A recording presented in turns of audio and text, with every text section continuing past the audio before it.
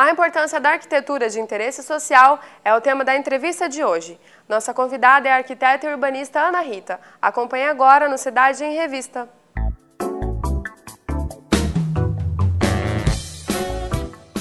Olá!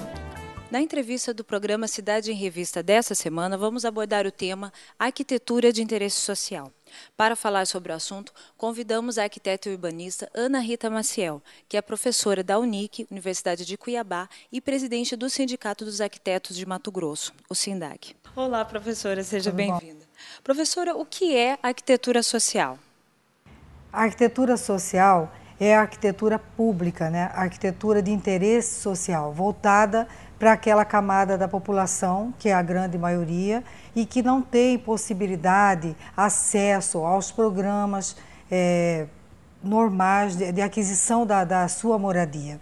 E geralmente são aquelas camadas também mais frágeis, que estão morando em locais de difícil acesso, impróprios para a localização das habitações, das unidades habitacionais, desprovidas, a maioria das vezes, de todos os elementos necessários para desenvolvimento da vida na cidade, os equipamentos públicos, né, de saúde, escola, educacionais. Então, é essa arquitetura voltada para aquelas pessoas que estão naquela faixa, geralmente, de 0 a 3 salários mínimos. Então, que precisam de toda uma implementação de políticas públicas direcionadas para a melhoria da qualidade de vida e para a inserção delas dentro da estrutura normal da cidade. Que a gente tem a cidade normal, né? Nós temos uma cidade informal. Então, a arquitetura pública vai trazer as pessoas para o setor normal da cidade. Professora, Cuiabá e Várzea Grande possui problemas que poderiam ser minimizados com a utilização direta da arquitetura social? A arquitetura pública, a arquitetura de interesse social, ela vem de encontro a essa necessidade que a gente sabe que existe e que é uma necessidade muito maior até, às vezes, do que o poder público tem possibilidade de atendimento. E aqui em Mato Grosso, em Cuiabá, nós temos uma lei, que é a Lei de Uso e Ocupação do Solo, e ela já direciona, já cria dentro daquela configuração morfológica da cidade uma zona de interesse social. Então, é toda uma situação de uma morfologia da cidade que vai permitir que ali sejam direcionados equipamentos para essa camada da população, que tenha já uma infraestrutura viária para isso, que já tenha proximidade com os equipamentos públicos que a gente mencionou anteriormente, e dentro de uma zona da cidade, uma zona da espacialidade da cidade. Então, isso é uma preocupação pública se adiantando ao processo, que é um processo de planejamento. Você tem que ter um processo de planejamento e depois você implementar os programas, né, com consequência, colocar os programas dentro de uma visibilidade, de uma duração, de uma perenidade. A habitação de interesse social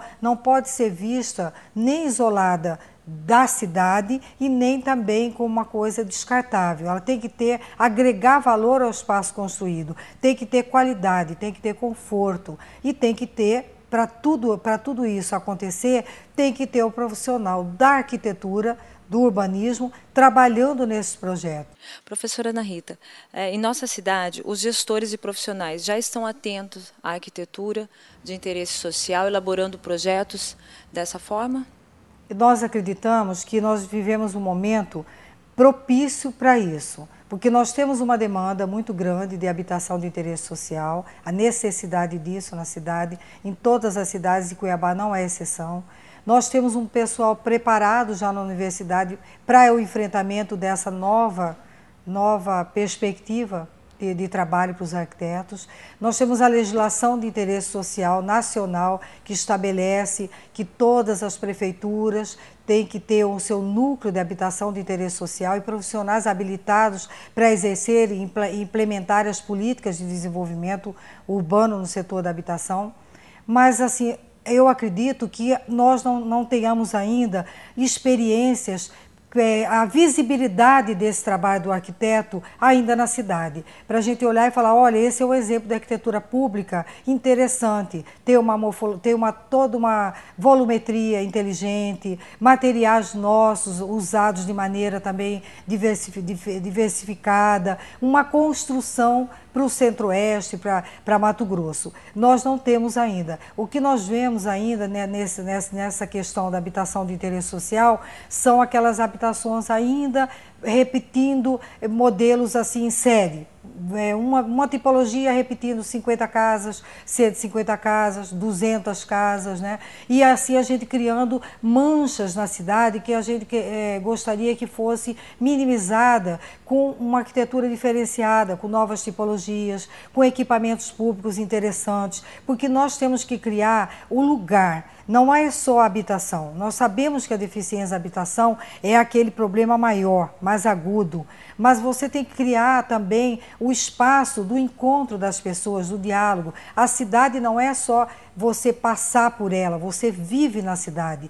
A cidade tem a função de trabalhar, de morar, de circular, e nesses ambientes mais frágeis, eles têm mais necessidades de pontos de apoio. Então, o centro comunitário tem que ter um espaço para funcionar como um locus que as pessoas ali, elas se encontram, elas fazem capacitação, elas fazem tratamento de saúde, fazem palestras, participam de uma série de movimentações sociais que vão dando a cidadania para aquelas pessoas que estão numa situação muito diferenciada da maioria de uma outra parte da sociedade que já tem um poder aquisitivo e já pode fazer as suas escolhas.